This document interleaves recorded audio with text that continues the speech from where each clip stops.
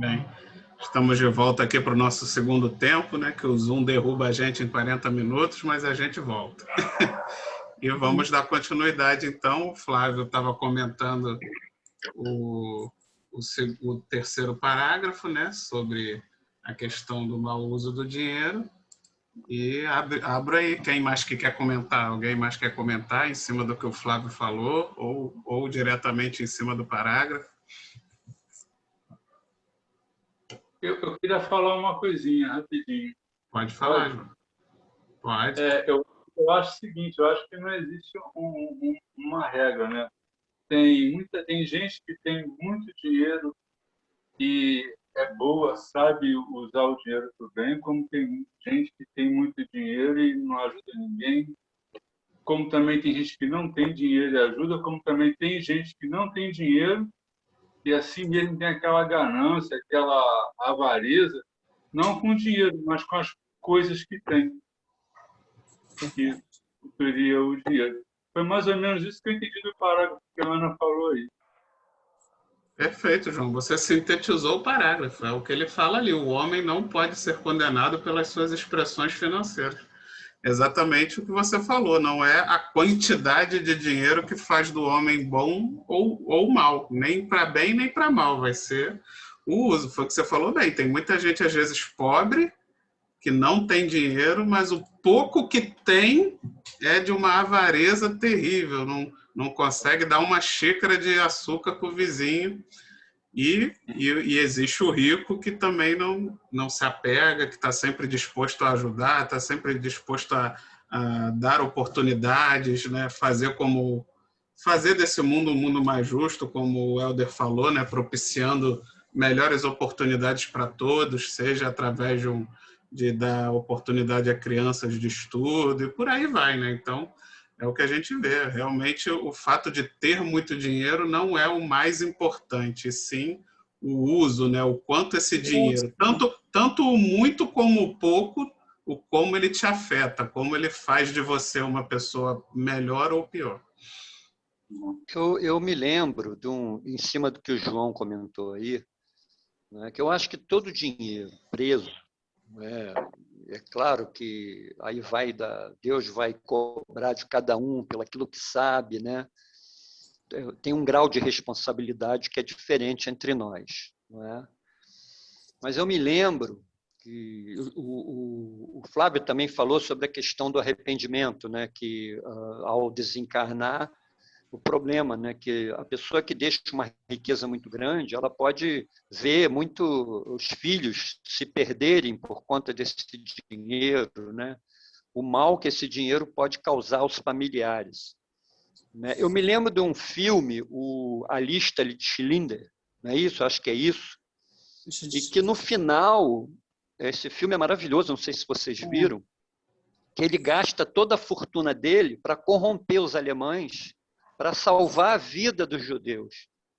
Ele é muito rico, né? E ele corrompe, os alemães eram corruptos. E ele, com a riqueza dele, ele usa para corromper, subornar os alemães para que ele dava uma lista, né?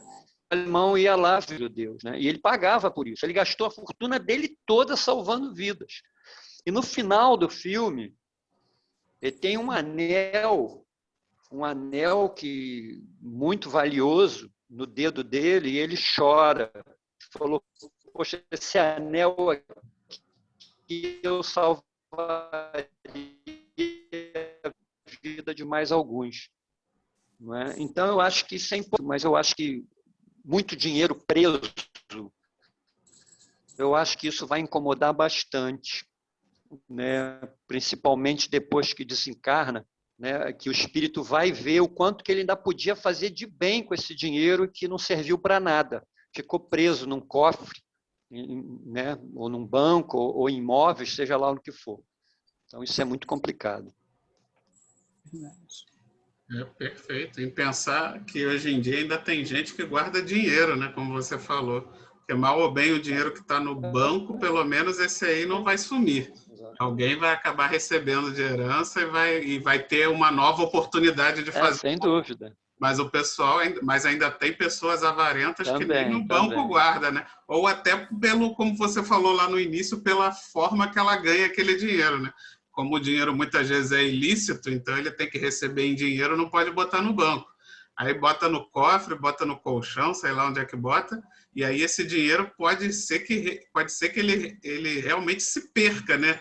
A pessoa vai morrer e ninguém nem vai achar aquele dinheiro, e aí realmente nem para servir, nem para depois de morto você dá a oportunidade de alguém fazer bom uso daquilo, né? Então, tem apartamento, né? Deixa eu tem uma rapidinho. Deixa o João falar rapidinho. Oi, João. Eu não conheci pessoalmente a pessoa, meu pai que conheceu, né? Ele tinha uma rede de lojas, então quando ele veio a falecer, os filhos descobriram tudo que ele tinha. E ele vivia uma vida ali apertada, né? Não dava nada para os filhos, aquela coisa apertada. O cara tinha fazenda, tinha imóveis, tinha apartamento fechado só para estocar roupa para as lojas que ele vendia. Não adiantou de nada, ficou tudo por aí, os filhos depois pegaram, aí deram andamento nas coisas e seguiu a vida. Ele tanto guardou para os filhos não saberem que ele tinha, não adiantou de nada. João, tem uma situação aí que pode ter sido, né, por ele não... Claro que ele não teve essa intenção, não é? Mas por conta dele viver uma vida apertada, provavelmente, não é, ele fez os filhos dele, eles foram criados dentro de uma...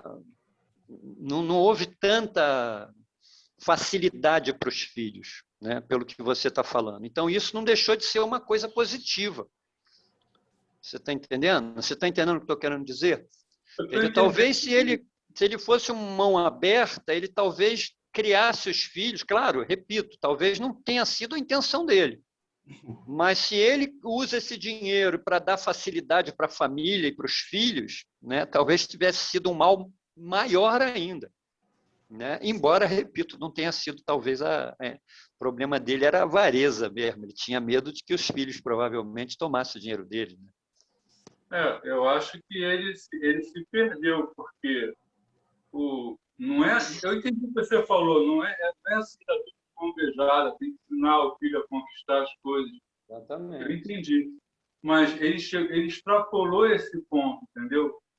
Extrapolou dos filhos assim, queria às vezes comprar um tênis ou alguma coisa e não ter, porque ele não cedia, não. Então ele exagerou ao máximo. Sem dúvida, sem dúvida. Provavelmente ele vai ter um arrependimento grande, né, quando chegar no plano espiritual, do que ele podia ter feito com esse dinheiro, e lá ele vai ter uma dimensão do mal que ele fez, né? Podia ter dado um estudo melhor para os filhos. Exatamente. Ou do bem que ele deixou de fazer também, né? Pois é. Teve uma situação, já tem tempo isso, que, igualzinho que vocês estão falando, a pessoa guardou dinheiro, aí morreu, passaram-se vários anos, aí foram descobrir, quando descobriram, tinha uma fortuna dentro do colchão, dentro do armário, parede falsa. Só que tem um detalhe, o dinheiro perdeu o valor, a moeda foi trocada. Lembra quando era cruzado, novos cruzados, cruzeiro? Ou seja, o dinheiro não valeu mais nada, não servia mais para nada, nem para colecionador serviu. A avareza é um dos pecados capitais. Né? Porque o dinheiro ele tanto te proporciona fazer o bem como o mal. Né? E a gente aprende que não fazer o bem já é o mal. Né? Sim, não fazer nada já é o mal. Né? Exatamente. A gente tem que fazer o bem.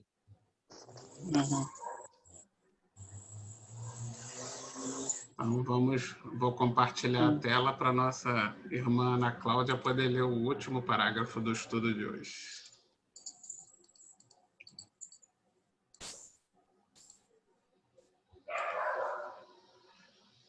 O dinheiro que te vem às mãos, pelos caminhos retos, que só a tua consciência pode analisar a claridade divina.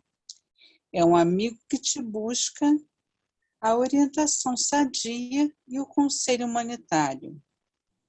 Responderás a Deus pelas diretrizes que lhe deres, e ai de ti se materializares esta força benéfica no sombrio edifício da iniquidade.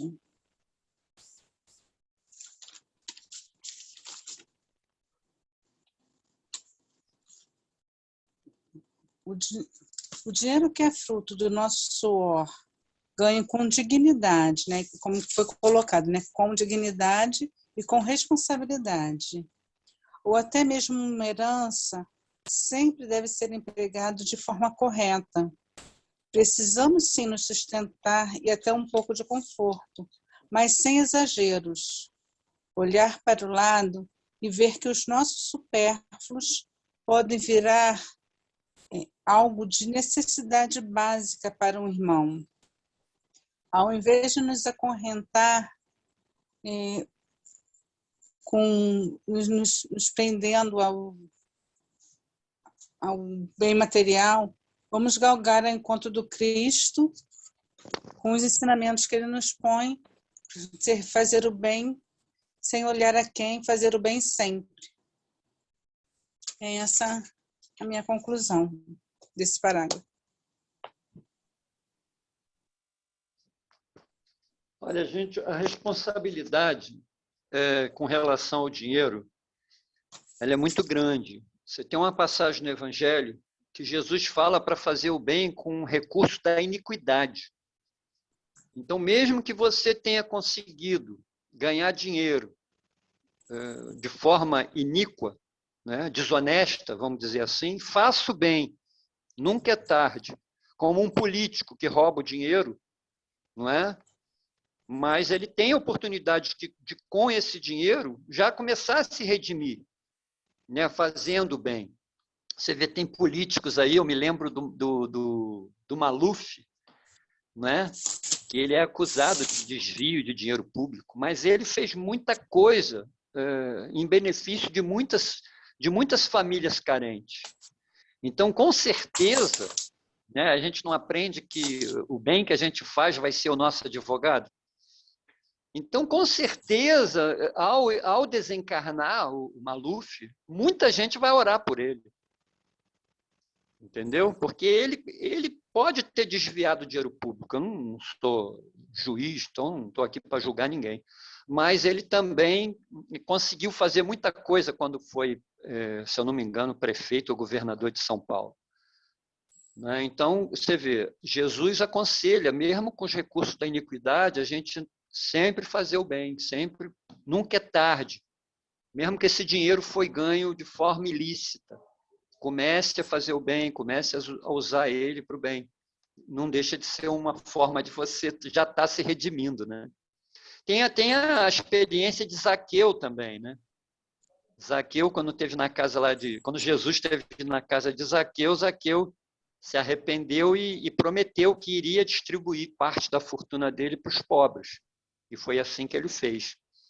A gente tem aí né, de que Zaqueu é Dr. Bezerra de Menezes. Eu não tenho certeza, mas é uma fofoca espírita. Né?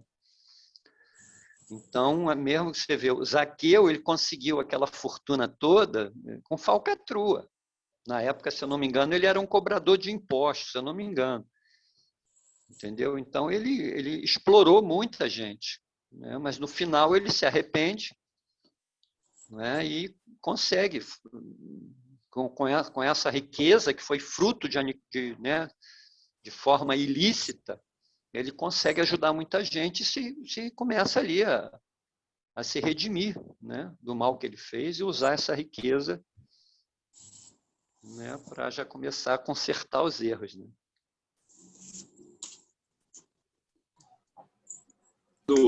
É o caso do Ali Babá, os 40 ladrões.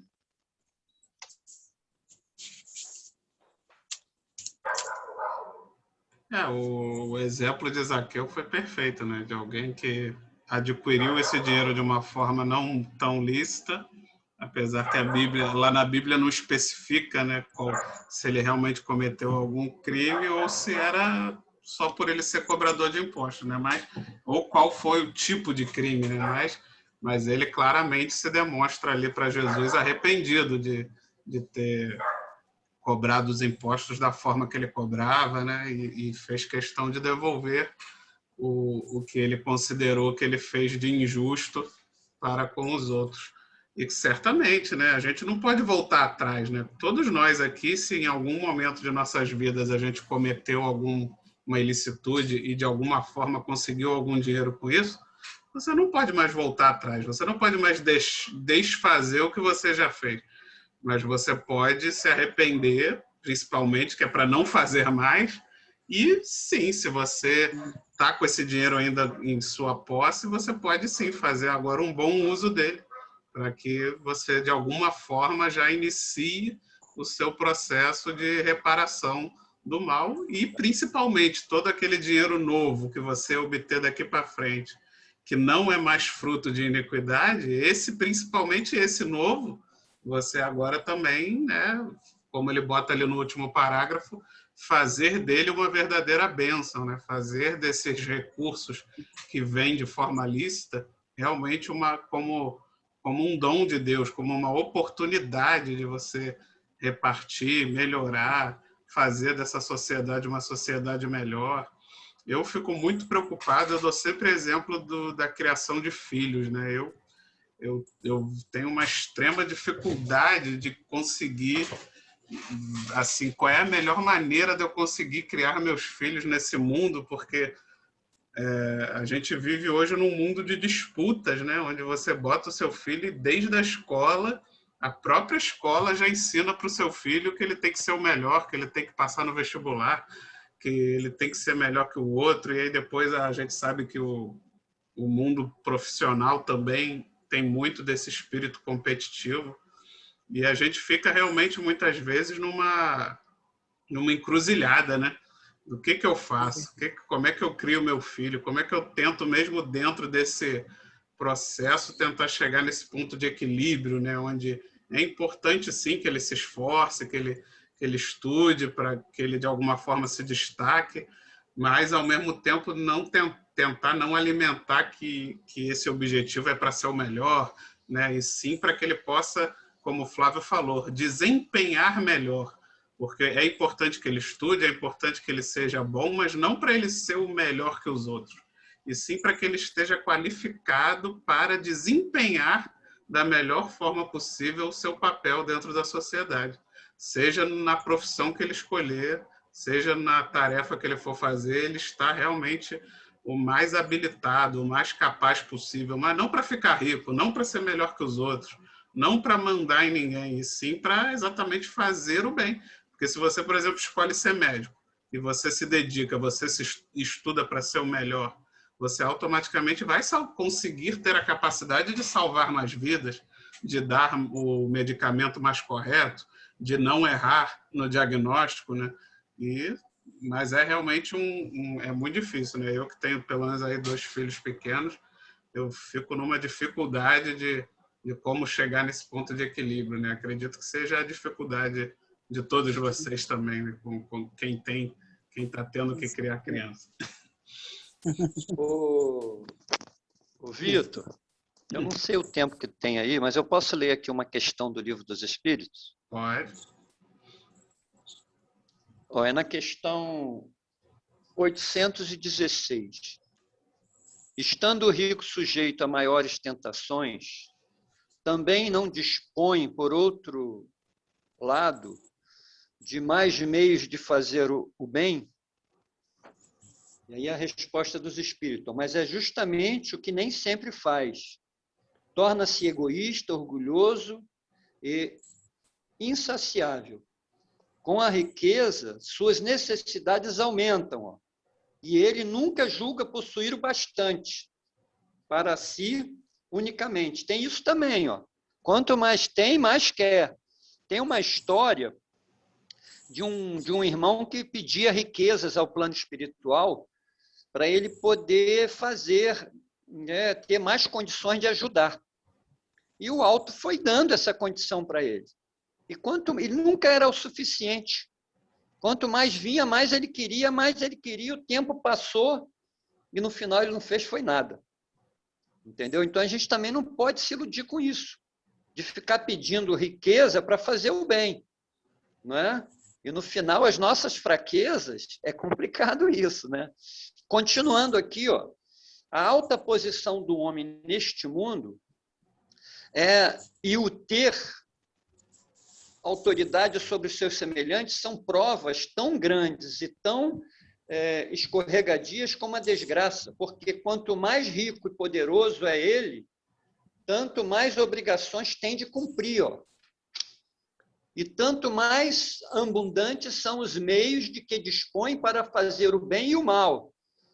Deus experimenta o pobre pela resignação e o rico pelo emprego que dá aos seus bens e a seu poder. A riqueza e o poder fazem nascer todas as paixões que nos prendem à matéria e nos afastam da perfeição espiritual. Por isso foi que Jesus disse, ó, em verdade vos digo que mais fácil é passar um camelo por um fundo de agulha do que entrar um rico no reino dos céus. O Emmanuel tem um texto que ele diz que o rico tem que nascer pobre para deixar de ser egoísta. E o pobre tem que nascer rico para deixar de ser invejoso. Mas tanto um quanto o outro é invejoso e egoísta. Entendeu? Não adianta querer dizer que o pobre... Porque se você muda o pobre de posição, ele vai fazer a mesma coisa. Você está entendendo? Então, é como aquela senhora, a dona Doroteia, não é isso? Isso. Sim, sim. Isso, ela fez essa colocação. No início, ela fez essa colocação, que o dinheiro é como se fosse um instrumento, né? Que vai testando o homem, tanto de um lado quanto de outro, porque a coisa é mais profunda. Né? Perfeito. Fala aí, Flávio. Lembrando que a gente vai passar por todas essas provas, da pobreza, da riqueza, né? Da miséria, né? da abundância, né? Então, a gente tem que tomar muito cuidado realmente. E como é que nós vamos estar? Qual vai ser o nosso comportamento quando nós formos pobres, quando nós formos ricos, né? Quando nós tivermos poder, como nós formos mandados? Como vai ser o nosso comportamento? É complicado, é difícil falar agora, é difícil.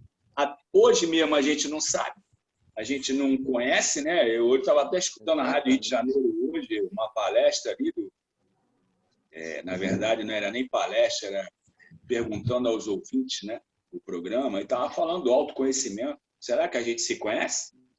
Será que a gente se conhece? Estavam falando isso hoje lá na Rádio Rio de Janeiro. Então é muito dando poder para a gente, dando miséria para a gente, dando pobreza para a gente. Agora, aqui saímos da nossa... dá uma reviravolta na vida de cada um daqui agora. Ou para melhor, entre aspas, né? Não sei qual que é o melhor, ou para pior, entre aspas. Será, como é que a gente vai se comportar e vai se proceder? É complicado, é muito difícil mesmo. Ô, Flávio, eu tenho aprendido que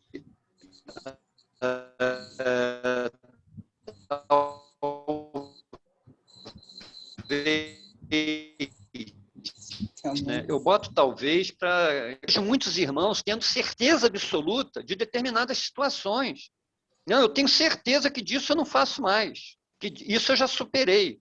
O mestre ensinou que a gente orasse e vigiasse. Não é? Na hora, você vê, eu cito muito o exemplo de Pedro.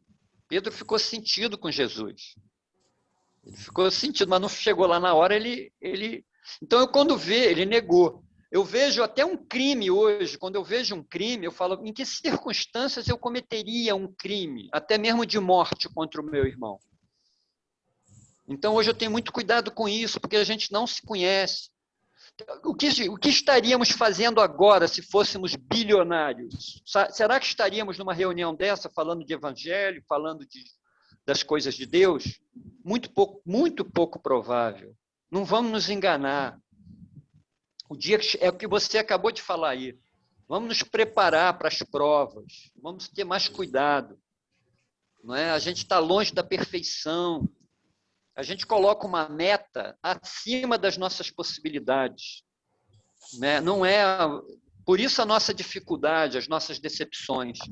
porque a gente cria uma ilusão de algumas situações e que a gente não vai conquistar em uma vida. A gente ainda está muito longe. Então, é uma coisa de cada vez, autoconhecimento. Né? Eu tenho muito cuidado com isso hoje. Né? Será que eu faria isso? Será que eu faria aquilo? Eu não sei. Entendeu? Eu tenho conhecido que eu sou ainda muito fraco, tenho muitas dificuldades. Por isso que eu falei no início, né? Eu nem na loteria jogo. Se vai lá que eu ganho, o que eu vou fazer com tanto dinheiro? E o que minha família, o que isso vai gerar de mal ou de bem? Não sei, para minha família. Pessoas com problemas, talvez piores do que os meus, dentro dessa... Se bem que o acaso não existe, mas não é eu não posso ser o braço invigilante da lei jogando na loteria, que se vier a riqueza vai vir por outros meios, não pela minha mão, com certeza. Perfeito, Helder, perfeito. E nós, muitas vezes, né, você deu o exemplo de um político e eu, às vezes, conversando com pessoas, né, assim, sobre que o pessoal adora sentar o pau em político, né, que todo mundo é ladrão, que Aí eu falo, pô, só vai mudar então o dia que quem não é ladrão resolver ser político, né? Aí eu falo, por que você não entra na política então? Por que você não se candidata? Aí você começa a ouvir de todo mundo assim, eu não. Se eu um dia virar presidente, vão começar a cavocar e vão desenterrar meus esqueletos todinho. Aí você começa a perceber, será que eu sou tão mais honesto assim do que os políticos? Será que eu só não estou fazendo igual ou pior porque eu não estou lá na mesma posição deles, né? É algo a se refletir, né? Porque muitas vezes a gente só não está roubando, só não está fazendo, só não está também agindo mal, porque não está naquele mesmo nível de hierarquia que nos possibilitaria estar praticando certos atos, que muitas vezes, como você falou, a gente se julga não ser capaz de fazer, mas também não estamos sofrendo tentação nenhuma para fazer, né? Aí fica fácil. Exatamente, exatamente. Você sabe por que eu não posei nu? Porque ninguém me ofereceu 1 milhão para posar. Então. Tá? É por causa disso. É o que você está falando aí, é muito falho. Você deu um exemplo. Exatamente. Não vamos... O mal é o mal. Isso não muda. Mas o que levou aquele irmão a fazer... Você vê, a gente, dentro do grau de responsabilidade, a gente vê que o Chico Xavier roubar R$10 seria mais grave do que o cara que roubou a merenda. Ainda tem isso, hein? Ainda tem isso. Às vezes a gente está falando mal de um irmão por ele ter usado mal o dinheiro, vamos dizer assim, que a gente está falando de dinheiro hoje, mas o quanto que a gente tem, às vezes, de possibilidade de ajudar uma pessoa financeiramente falando e a gente não faz? Não precisa ser rico para isso. Pô, o dinheiro está lá parado, não está... Por que não? E qual é a nossa dificuldade? Não precisa ser rico para a gente avaliar né? Quantas vezes alguém bate na minha porta e pede alguma coisa, em termos, né, que eu vejo que o cara está precisando, e eu vou lá e dou R$2. Quando a pessoa vai embora, eu falei, meu Deus do céu, podia ter dado 10. Isso acontece muito comigo. Aí na próxima eu dou 5, mas eu podia ter dado 15. Eu podia ter dado 20. Vamos botar a mão na consciência se a gente não comete esse tipo de situação no dia a dia. Pô, você já está dando 2, tem várias vezes que eu não abro nem a janela. Mas a gente podia ter dado mais, por que eu não dei? Eu me lembro de uma história que eu quando morava aqui no Rio, eu botava o lixo lá fora, né, e passava um irmão e ele revirava o lixo todo. Aí eu ia lá brabo, né? Falei, meu Deus do céu, mas esse cara passa aqui, faz uma bagunça danada no lixo. Aí eu tinha que arrumar tudo. Um belo dia, eu estudando Evangelho, lendo um livro, cara, eu cheguei a me emocionar muito, porque por intuição, creio eu, né? Pô, toda vez que você bota o lixo lá fora, o irmão que está ali tentando arrumar um dinheiro, muitas vezes para levar para comprar um alimento para a família dele, você tinha que deixar o lixo separado para ele. Você tinha que separar uma garrafa d'água, um verão, né? Que o verão aqui é brabo. Você tinha que ter uma garrafa d'água gelada para oferecer ele quando passasse. e não brigar com ele porque ele revirou teu lixo. Ó, tem muitas coisas desse tipo, né? Que bom que a gente, estudando evangelho, a gente vai caindo em si, né? Então eu me emocionei muito, sabe? Porque eu ficava resmungando. Você vê o irmão suado, carregando aquele saco cheio de garrafa, de lata, de não sei o quê, às vezes para arrumar um dinheirinho para levar para um filho, para a família, e a gente com essa mesquinharia, com esse egoísmo, né? É muito complicado isso. E a gente fica falando mal dos outros, né? Será que, como você levantou aí a questão do político, será que eu faria diferente? É muito complicado. Olha, eu não queria ser político, porque o Chico, perguntaram ao Emmanuel, né, o que é um criminoso, ele falou, qualquer um de nós pega em flagrante, porque essa é a diferença. Né? E muitas coisas que a gente faz, não é? E que para Deus é uma coisa errada. Né? E a gente vai ser cobrado. Não importa que a lei dos nomes não diga que esteja de errado. Né? Que a gente vai ter que prestar conta com a lei de Deus. Com a dos homens também, mas se a dos homens não consta que é um erro, né? A de Deus, com certeza. Ainda teve um agravante aí em cima disso tudo. A prestação de contas que você falou. E na Rádio Rio de Janeiro hoje, existe um livro, vou botar como se fosse um livro, com todos os nossos atos e pensamentos, quando a gente desencarna. O livro é registrado pela nossa vida. Tudo que a gente faz quando é encarnado aqui vai para esse registro de livro. Isso aí foi colocado na Rádio de Janeiro. Aí uma senhora desencarnou, chegou lá no plano espiritual, dizendo por que eu fiz a Deus por merecer um lugar de sofrimento, não sei o quê, bababá. Eu fiz isso, eu fiz aquilo lá na Terra, não sei o quê. Aí foram pegar o livro dela, com todos os registros dela. E aí ela ficou perplexa de que ela não achava que tinha esse livro. Vamos botar livro aí, né? Um livro virtual, né? É um livro de papel, né?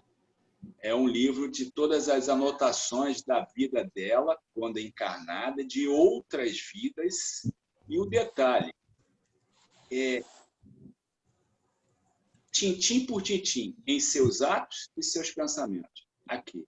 Então, é aquilo. Quando a gente chegar lá no plano espiritual, teoricamente, né, a gente tem que chegar quietinho, sem falar muito, sem pedir muito, só agradecer. O que for colocado para a gente aceita, porque vai ser benéfico para a gente, vai ser benéfico para o nosso crescimento, porque se entrar numa de dizer assim, não, aí puxa um livro lá, olha aqui, ó, olha quem era o Flávio, ó. Olha o que você fez aqui, ó, em pensamento e em atos. Olha aqui. Então, vamos baixar a bolinha, porque a nossa bolinha é muito pequenininha, é minúscula. É igualzinho o planeta Terra dentro do universo, quando a gente estuda o livro de ciência aí, vê os outros planetas. Quantas vezes a Terra cabe dentro dos outros planetas? Então, a gente é uma bolinha pequenininha. Então, a gente baixar a nossa bolinha, ficar quietinho, porque lembra que deu na Rádio de Janeiro hoje. Tem um livro lá, um livro de pensamentos e atos. Tem um livrinho lá. Então, se você chegar lá, olha aqui, vamos passar folha por folha. Ô, Flávio, aqui em casa a gente brinca que não é livro, não. É o disquete transparente do André Luiz, lá do filme Nosso Lar. Aquele disquete transparente que bota no computador. Bem, gente, o papo tá bom. Desculpa, vai acabar o tempo aí. Porque vai fechar a sala. Não, tudo bem. A não ser se for um minutinho, dá tempo de falar, galera. Eu só ia falar que a nossa responsabilidade como espírita é muito maior, não é? Né? Perfeito, com certeza. E, como de costume, então, pessoal, está acabando o nosso tempo. Eu vou convidar o nosso irmão João, que vai fazer o estudo da semana que vem, para fazer a nossa prece de encerramento. Mas obrigado a todos, uma excelente semana. Fiquem com Deus. Então, vamos fechar os nossos olhos, elevar o nosso pensamento a Deus, nosso Pai, a Jesus, nosso irmão, e a Maria Santíssima, nossa Mãe, e agradecer por mais essa noite que estamos tendo dos ensinamentos, né, que nós possamos procurar, tentar pôr em prática todos os ensinamentos que Jesus veio nos trazer. Graças a Deus. Graças a Deus. Graças a Deus. Tchau, pessoal. Obrigado, Tchau. Helder. Volte sempre. Eu que agradeço. Fique com Deus.